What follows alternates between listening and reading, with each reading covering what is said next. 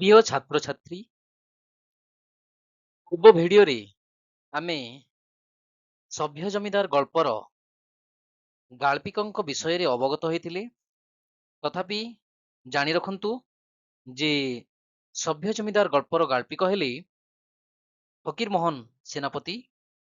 ୟାଙ୍କୁ ବ୍ୟାସକବି ଭାବରେ ଓଡ଼ିଶାର ଜନମାନସରେ ପରିଚିତ ଅଟନ୍ତି। ଆଜି ଆମେ ଏହି ସଭ୍ୟ ଜମିଦାର ଗଳ୍ପରେ ଥିବା ପ୍ରମୁଖ ଚରିତ୍ର ତଥା ମୁଖ୍ୟ ଚରିତ୍ର ମାନଙ୍କ ବିଷୟରେ ଅବଗତ ହେବା। ତ ପିଲାମାନେ, ଏଠି କେତେ ଗୁଡିଏ ପ୍ରମୁଖ ଚରିତ୍ର ରହିଛନ୍ତି ଯାହାକୁ କି ମନେ ରଖିବା ଅତ୍ୟନ୍ତ ଆବଶ୍ୟକ ରହିଛି।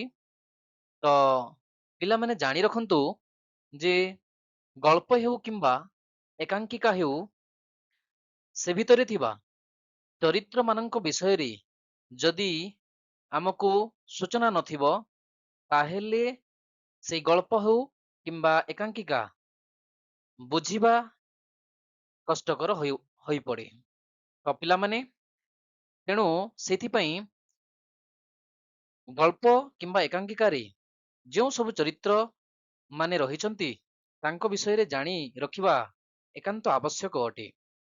ତ ଏହା ପରୀକ୍ଷା ଦୃଷ୍ଟିରୁ ମଧ୍ୟ ଅତ୍ୟନ୍ତ ମହତ୍ୱପୂର୍ଣ୍ଣ ଅଟେ।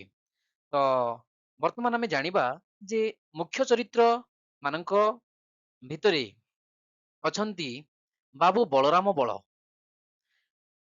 ଗୋପାଳ ଗୋଟେ ଚରିତ୍ର ଅଛି। ତ ଏଇ ଗୋପାଳଙ୍କର ନାଁ ଯେତେବେଳେ ଆମେ ଗଳ୍ପକୁ ଆମେ ପାଠ କରିବା, ସେତେବେଳେ କେତେକାଂଶ ସ୍ଥାନରେ ବାବୁ ଗୋପାଳ ଚନ୍ଦ୍ର ମହାପାତ୍ର ମଧ୍ୟ ରହିଛି। ତ ଗୋପାଳ ହେଲା, ଗୋପାଳିଆ ହେଲା ବାବୁ ଗୋପାଳ ଚନ୍ଦ୍ର ମହାପାତ୍ର, ଏହା ଗୋଟିଏ ଚରିତ୍ର। ପରବର୍ତ୍ତୀ ଚରିତ୍ର ହେଲା ରାଜୀବ। କେତେକ ସ୍ଥାନରେ ରାଜୀବ ଲୋଚନ ଅଛି, ଆଉ କେତେକ ସ୍ଥାନରେ ବାବୁ ରାଜୀବ ଲୋଚନ ମହାପାତ୍ର ମଧ୍ୟ ରହିଛି।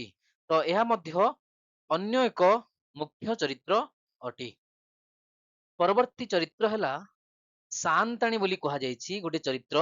ତ ଏହା ମଧ୍ୟ ଗୋଟିଏ ପ୍ରମୁଖ ଚରିତ୍ର ମଧ୍ୟରେ ଅଛି ଏବଂ ଏହା ଏକ ନାରୀ ଚରିତ୍ର ମଧ୍ୟ ଅଟେ। ତ ପରବର୍ତ୍ତୀ ଚରିତ୍ର ହେଲା ନୟନତାରା ଦୁଃଖ ପାସରା। ତ କେତେକ ସ୍ଥାନରେ ମିସେସ୍ ମହାପାତ୍ର ମଧ୍ୟ ଉଲ୍ଲିଖିତ ରହିଛି। ତ ନୟନତାରା ଦୁଃଖ ପାସରା ଏହା ଗୋଟିଏ ଚରିତ୍ର ଏବଂ ଏହା କେତେକ ସ୍ଥାନରେ ଯେଉଁ ମିସେସ୍ ମହାପାତ୍ର ଲେଖା ହେଇଛି, ଏଟା ନୟନତାରା ଦୁଃଖ ପାସରା ଏବଂ ମିସେସ୍ ମହାପାତ୍ର, ଏଟା ଗୋଟିଏ ଚରିତ୍ର ଅଟେ। ତ କୌଣସି କନଫ୍ୟୁଜ ହେବାର ଆବଶ୍ୟକତା ନାହିଁ। ନୟନତାରା ଦୁଃଖ ପାସରା ଏଟା ଗୋଟିଏ ଚରିତ୍ର ଏବଂ ଏହାର ଅନ୍ୟ ନାମ ଗଳ୍ପରେ ଦର୍ଶାଯାଇଛି ମିସେସ୍ ମହାପାତ୍ର ମଧ୍ୟ। ତ ମିସେସ୍ ମହାପାତ୍ର ହେଉ କିମ୍ବା ନୟନତାରା ଦୁଃଖ ପାସରା, ଏହାକୁ ଆମେ ଗୋଟିଏ ଚରିତ୍ର ଭାବରେ ଜାଣିବା। ପରବର୍ତ୍ତୀ ଚରିତ୍ର ହେଲା ବିଦ୍ୟା ବାରିକ ଚରିତ୍ର। ତା ପରବର୍ତ୍ତୀ ଚରିତ୍ର ହେଲା ଅବଧାନେ ଦେବୀ ଓଝା, ଆଉ ଏକ ଚରିତ୍ର ଅଟେ। ପରବର୍ତ୍ତୀ ଚରିତ୍ର ମଧ୍ୟରେ ଅଛି ବୁଢା ପାଞ୍ଜିଆ ରଙ୍ଗାଧର ମହାନ୍ତି, ଏହା ମଧ୍ୟ ଆଉ ଏକ ଅନ୍ୟ ଚରିତ୍ର ଅଟେ। ତ ପ୍ରମୁଖ ଚରିତ୍ର ମଧ୍ୟରେ ଏକ ବିଶେଷ ଚରିତ୍ର ରହିଛି ହରିବୋଲ ବାବୁ, ବା କେତେକ ଜାଗାରେ ହରିବୋଲ ପଟ୍ଟନାୟକ ମଧ୍ୟ ଉଲ୍ଲିଖିତ ରହିଛି। ତ ଏହା ମଧ୍ୟ ଗୋଟିଏ ଚରିତ୍ର ଅଟେ। ପିଲାମାନେ, ଏଇ ସବୁ ଚରିତ୍ର ବିଷୟରେ ତ ଆମେ ଜାଣିଲେ, ଶୁଣିଲେ। ତ ଏବେ ଏହି ଚରିତ୍ର ମାନଙ୍କର ପ୍ରମୁଖ ଭୂମିକା କଣ ରହିଛି ଗଳ୍ପ ମଧ୍ୟରେ, ଚାଲନ୍ତୁ ଏବେ ଜାଣିବା। ତ ଚରିତ୍ର ମାନଙ୍କର ଭୂମିକା କୁ ଆମେ ସ୍ପଷ୍ଟ ଭାବରେ ବର୍ତ୍ତମାନ ଆମେ ଜାଣିପାରିବା। ତ ବାବୁ ବଳରାମ ବଳ ଯେଉଁ ଚରିତ୍ର ରହିଛି, ଇଏ ହଉଛନ୍ତି ଗଳ୍ପର ଗୋଟିଏ ପ୍ରମୁଖ ଚରିତ୍ର। ସେ କଲିକତାର ବଡ ବଜାରର ଜଣେ ଧନୀ ମହାଜନ ଅଟନ୍ତି। ଧନୀ ମହାଜନ ଅର୍ଥାତ୍ ବ୍ୟବସାୟୀ। ତ ସେ କଣ କରିଛନ୍ତି ନା ଛୋଟବେଳୁ ଗୋପାଳଙ୍କୁ ଆଶ୍ରୟ ଦେଇଥିଲେ। ତ ଗଳ୍ପରେ ଉଲ୍ଲିଖିତ ଅଛି, ଆମେ ଆଗକୁ ଜାଣିବା ମଧ୍ୟ। ଗୋପାଳଙ୍କ ପ୍ରତି ତାଙ୍କର ଆସ୍ଥା ଏବଂ ସ୍ନେହ ମଧ୍ୟ ଥିଲା। ତ ତାଙ୍କର ଚରିତ୍ର ମାଧ୍ୟମରେ ଅର୍ଥାତ୍ ବାବୁ ବଳରାମ ବଳଙ୍କ ଚରିତ୍ର ମାଧ୍ୟମରେ ଆମେ ଜାଣିବାକୁ ପାଉ ଯେ ସେ ସମୟର ଧନୀ ବ୍ୟବସାୟୀ, ସମାଜ ଓ ତାହାର ଜୀବନ ଧାରାର ଗୋଟେ ଚିତ୍ର ଆମ ସାମ୍ନାରେ ଆସେ। ପରବର୍ତ୍ତୀ ଚରିତ୍ର ଯାହାକି ରହିଛି ଗୋପାଳ ବା ଗୋପାଳିଆ ବା ବାବୁ ଗୋପାଳ ଚନ୍ଦ୍ର ମହାପାତ୍ର। ଏହା ଏହି ଗଳ୍ପର ଏକ ମୁଖ୍ୟ ଚରିତ୍ର କହିଲେ ଅତ୍ୟୁକ୍ତି ହେବ ନାହିଁ। ତ ଗୋପାଳ ଏଠି ଯେଉଁ ଚରିତ୍ର ରହିଛି, ସେ ଛୋଟବେଳେ ଅନାଥ ହୋଇ ନିଜ ଗାଁରେ ବୁଲୁଥିଲେ। ତ ବଳରାମ ବଳ ଯେଉଁ ଆମେ ପ୍ରଥମ ଚରିତ୍ର ଏବେ ଜାଣିଲେ, ବଳରାମ ବଳ ତାଙ୍କୁ ଆଶ୍ରୟ ଦେଇଥିଲେ, ତାଙ୍କ ସଙ୍ଗରେ ଘେନି ଯାଇଥିଲେ। ତ ନିଜର ବୁଦ୍ଧି, ପରିଶ୍ରମ, ବ୍ୟବହାରିକ ଜ୍ଞାନ ଏବଂ ବ୍ୟବସାୟିକ ଦକ୍ଷତା ଦ୍ୱାରା ଗୋପାଳ ବାବୁ ଧୀରେ ଧୀରେ ଉନ୍ନତି କରିଥିଲା। ପରେ ସେ ନିଜର ସ୍ଥିତି ସୁଦୃଢ ମଧ୍ୟ କରି ପାରିଥିଲେ। ତ ଏଇ ଗୋପାଳଙ୍କ ଚରିତ୍ରରେ ଆମକୁ ଏକ ଚିତ୍ର ପ୍ରଦର୍ଶିତ ହୁଏ ଆମ ଆଖି ସାମ୍ନାରେ, ଯେ ତତ୍କାଳୀନ ସମାଜର ଉନ୍ନତି ଏବଂ ପରିବର୍ତ୍ତନର ଏକ ଚିତ୍ର। ପରବର୍ତ୍ତୀ ଚରିତ୍ର ହେଲା ରାଜୀବ ଲୋଚନ ବା ବାବୁ ରାଜୀବ ଲୋଚନ ମହାପାତ୍ର। ଇଏ ହେଉଛି ଆଉ ଏକ ପ୍ରମୁଖ ଚରିତ୍ର ତଥା ମୁଖ୍ୟ ଚରିତ୍ର। କହିବାକୁ ଗଲେ ଏହି ଗଳ୍ପ ସଭ୍ୟ ଜମିଦାର ଗଳ୍ପରେ ଇଏ ହେଉଛନ୍ତି ସବୁଠାରୁ ଗୋଟିଏ ପୁରାପୁରି କେନ୍ଦ୍ରିତ ଚରିତ୍ର କହିଲେ ଅତ୍ୟୁକ୍ତି ହେବ ନାହିଁ। ଅର୍ଥାତ୍ ରାଜୀବ ଲୋଚନକୁ ଆମେ ଜାଣିବା ଯେ ଇଏ ହେଉଛନ୍ତି ଗୋପାଳ ଚନ୍ଦ୍ର ମହାପାତ୍ର, ଅର୍ଥାତ୍ ଗୋପାଳିଆଙ୍କର ପୁଅ ଅଟନ୍ତି। ତ ସେ ନୂଆ ଶିକ୍ଷା, ନୂଆ ସମାଜର ପ୍ରତୀକ ଭାବରେ ଆମର ଏହି ଗଳ୍ପରେ ବିଦିତ ହୋଇଛନ୍ତି। ତାଙ୍କୁ ଇଂରାଜୀ ଶିକ୍ଷା ଦେବା ପାଇଁ କଲିକତା ମଧ୍ୟ ପଠାଯାଏ। ରାଜୀବଙ୍କ ମାଧ୍ୟମରେ ଲେଖକ ଅର୍ଥାତ୍ ବ୍ୟାସକବି ଫକୀର ମୋହନ ସେନାପତି ଦର୍ଶାଇବାକୁ ଚାହିଁଛନ୍ତି ଯେ ସେ ସମୟର ଇଂରାଜୀ ଶିକ୍ଷା ପ୍ରତି ଥିବା ଆକର୍ଷଣ ଏବଂ ନୂଆ ପିଢିର ମାନସିକତାକୁ ଅତି ପ୍ରାଞ୍ଜଳ ଭାବରେ ଏଠି ବର୍ଣ୍ଣନା କରିଛନ୍ତି। ତ ଏଥିରେ ଆମେ ଜାଣିଲେ ଯେ ବାବୁ ବଳରାମ ବଳ, ଗୋପାଳ, ରାଜୀବ ଲୋଚନଙ୍କର ଭୂମିକା କଣ ରହିଛି ଏହି ଗଳ୍ପରେ। ବର୍ତ୍ତମାନ ଆମେ ଜାଣିବା ଅନ୍ୟ ଯେଉଁ ପ୍ରମୁଖ ଚରିତ୍ର ମାନେ ରହିଛନ୍ତି, ଯେମିତିକି ହେଲା ସାଆନ୍ତାଣୀ। ସାଆନ୍ତାଣୀ ହେଲେ ଗୋଟିଏ ନାରୀ ଚରିତ୍ର। ଇଏ ହେଲେ ଗୋପାଳ ଚନ୍ଦ୍ର ମହାପାତ୍ରଙ୍କର ସ୍ତ୍ରୀ ଅର୍ଥାତ୍ ରାଜୀବଙ୍କର ମା ଅଟନ୍ତି। ସେ ଜଣେ ସ୍ନେହଶୀଳ ଏବଂ ଚିନ୍ତାଶୀଳ ମା।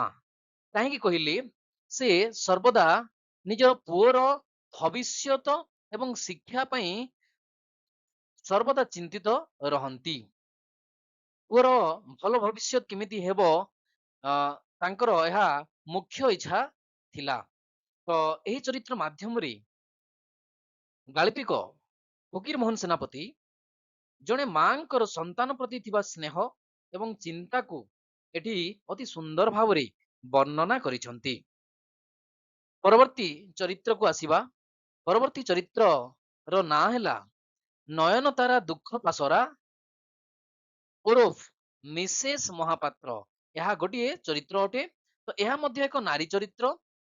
ଏବେ ଯୋଉ ଆମେ ରାଜୀବ ଲୋଚନଙ୍କ କଥା ଜାଣୁଥିଲେ, ତ ରାଜୀବ ଲୋଚନଙ୍କର ଇଏ ହେଲେ ତାଙ୍କ ପତ୍ନୀ। ତ ନୟନତାରା ଦୁଃଖ ପାସରା ହେଲେ ରାଜୀବ ଲୋଚନଙ୍କ ପତ୍ନୀ।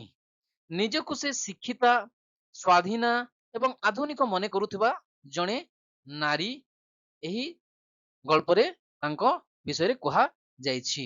ତ ତାଙ୍କର ପାରିବାରିକ ପୃଷ୍ଠଭୂମିକୁ ନେଇକି ଗାଳ୍ପିକ ଏହି ଗଳ୍ପରେ ବ୍ୟଙ୍ଗ କରିଛନ୍ତି। ପରବର୍ତ୍ତୀ ଚରିତ୍ର ହେଲା ଅବଧାନେ ଦେବୀ ଓଝା। ତ ଇଏ ହେଲେ ରାଜୀବ ଲୋଚନଙ୍କ ଶିକ୍ଷକ। ସେ ରାଜୀବଙ୍କ ପାଠପଢା ବିଷୟରେ ତାଙ୍କ ବାପାଙ୍କୁ ସଦାସର୍ବଦା ଅବଗତ କରଉଥିଲେ।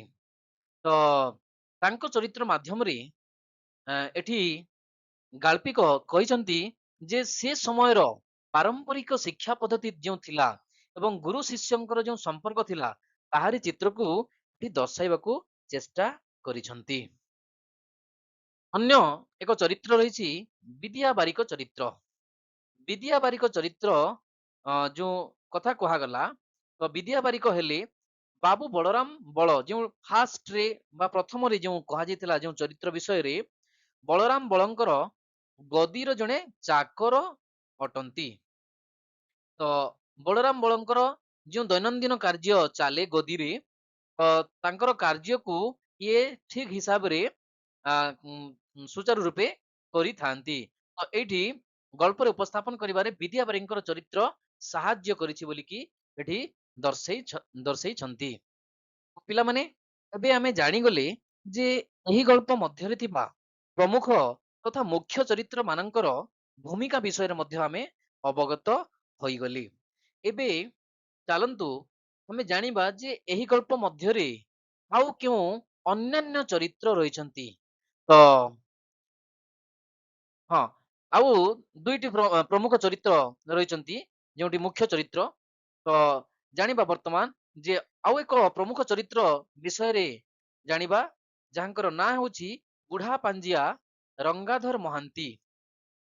ସେ ହେଉଛନ୍ତି ଗୋପାଳ ଚନ୍ଦ୍ର ମହାପାତ୍ରଙ୍କର ଏଠି ଜଣେ ଅତ୍ୟନ୍ତ ବିଶ୍ୱସ୍ତ, ସଚ୍ଚୋଟ ଏବଂ ଅଭିଜ୍ଞ ଏବଂ ପୁରାତନ ଗୁମାସ୍ତା। ଗୁମାସ୍ତା କହିଲେ ପିଲାମାନେ ମ୍ୟାନେଜରକୁ ବୁଝାଏ। ତ ଗୋପାଳ ବାବୁ ଯେତେବେଳେ ବଳରାମ ବାବୁଙ୍କର ପାଖରେ ରହି ସେଇଠି ବ୍ୟବସାୟୀ କାର୍ଯ୍ୟରେ ତାଙ୍କୁ ସହାୟତା କରନ୍ତି କଲିକତା ସହରରେ, ତ ଗାଁରେ ତାଙ୍କର ସ୍ତ୍ରୀ ରହିଛନ୍ତି, ତ ଗାଁରେ ମଧ୍ୟ ତାଙ୍କର ବ୍ୟବସାୟ ଚାଲିଛି। ତ ସେଇ ବ୍ୟବସାୟକୁ ସମ୍ଭାଳିବାକୁ ଗୋପାଳ ଚନ୍ଦ୍ର ମହାପାତ୍ର ଜଣେ ବିଶ୍ୱସ୍ତ, ସଚ୍ଚୋଟ, ଅଭିଜ୍ଞ ବ୍ୟକ୍ତି ତଥା ପୁରାତନ ଗୁମାସ୍ତା ରଖିଛନ୍ତି, ଯାହାଙ୍କର ନାଁ ହେଲା ଗଙ୍ଗାଧର ମହାନ୍ତି। ତ ସେ ବଂଶାନୁକ୍ରମିକ ଭାବରେ ନିଷ୍ଠାର ସହ ଜମିଦାରୀ ର ସମସ୍ତ ହିସାବ କିତାବ ଏବଂ ଦାୟିତ୍ୱ ସମ୍ଭାଳି ଆସୁଥିଲେ।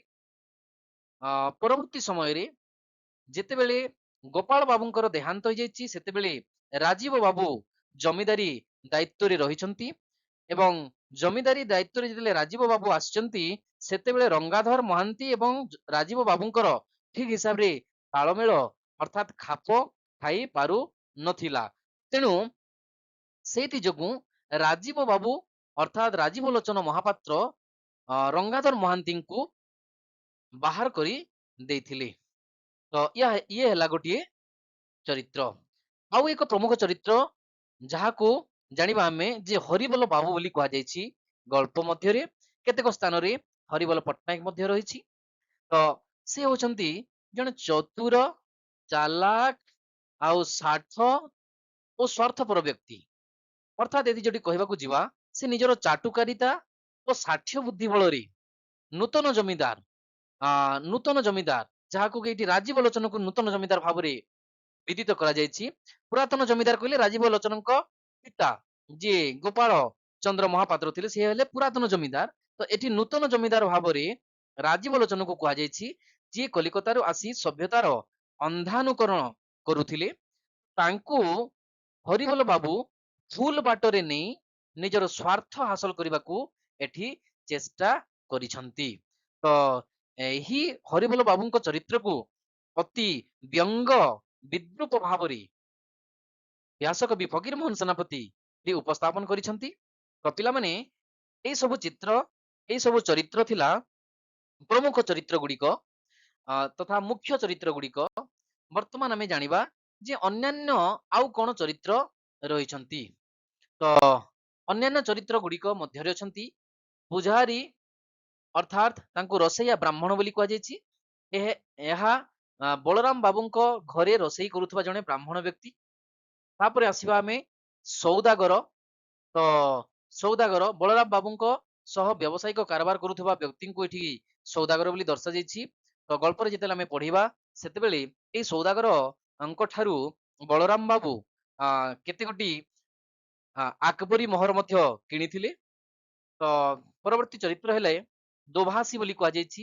ଓଡ଼ିଆ ତଥା ଭାରତୀୟ ବ୍ୟବସାୟୀ ଓ ଇଂରାଜୀ ମାନଙ୍କ ମଧ୍ୟରେ ଭାଷାଗତ ମଧ୍ୟସ୍ଥତା କରୁଥିବା ବ୍ୟକ୍ତିଙ୍କୁ କୁହାଯାଏ ଦୋଭାଷୀ।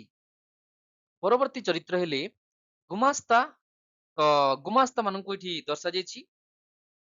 ଗୁମାସ୍ତା କହିଲେ ବ୍ୟବସାୟର ହିସାବ କିତାବ ଓ ଅନ୍ୟାନ୍ୟ କାର୍ଯ୍ୟରେ ଯିଏ ନିଯୁକ୍ତ କର୍ମଚାରୀ ତାଙ୍କୁ ଗୁମାସ୍ତା ବୋଲି କୁହାଯାଏ। ଅର୍ଥାତ୍ ଆମେ କହିବାକୁ ଯଦି ଯିବା ଏଠି ମ୍ୟାନେଜର ମଧ୍ୟ କହିପାରିବା। ପରବର୍ତ୍ତୀ ଚରିତ୍ର ହେଲେ ପାଇକାର। ପାଇକାର ମାନେ ବୁଲା ବେପାରୀଙ୍କ ଠାରୁ ବହୁ ପରିମାଣରେ ଦ୍ରବ୍ୟ କିଣୁଥିବା ବ୍ୟବସାୟୀଙ୍କୁ ଏଠି ପାଇକାର ବୋଲି ମଧ୍ୟ ଦର୍ଶାଯାଇଛି। ଏହା ପରବର୍ତ୍ତୀ ଚରିତ୍ର ହେଲା ଗୋଦାମବାଲା।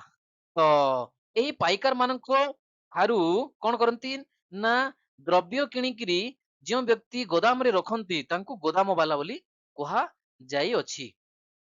ତ ତାପରେ ପରବର୍ତ୍ତୀ ଚରିତ୍ର ରହିଛି ଦଣ୍ଡିଦାର। ତ ବ୍ୟବସାୟିକ ଦ୍ରବ୍ୟ କିଣା ବିକା ଓ ଚାଲାଣ ସହିତ ଜଡିତ ଥିବା ବ୍ୟକ୍ତିକୁ ଆମେ ଦଣ୍ଡିଦାର ବୋଲିକି କହିପାରିବା।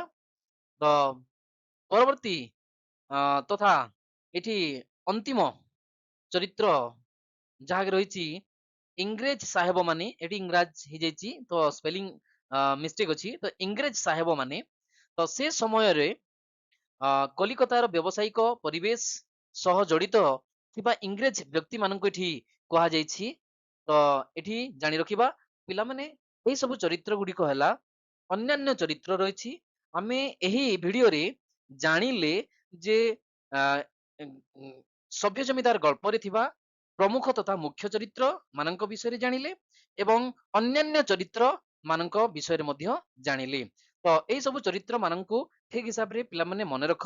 କାହିଁକି କହିଲେ ପରୀକ୍ଷା ଦୃଷ୍ଟିରୁ ଏହା ଅତ୍ୟନ୍ତ ମହତ୍ୱପୂର୍ଣ୍ଣ ତଥା ଗୁରୁତ୍ୱପୂର୍ଣ୍ଣ ଅଟେ।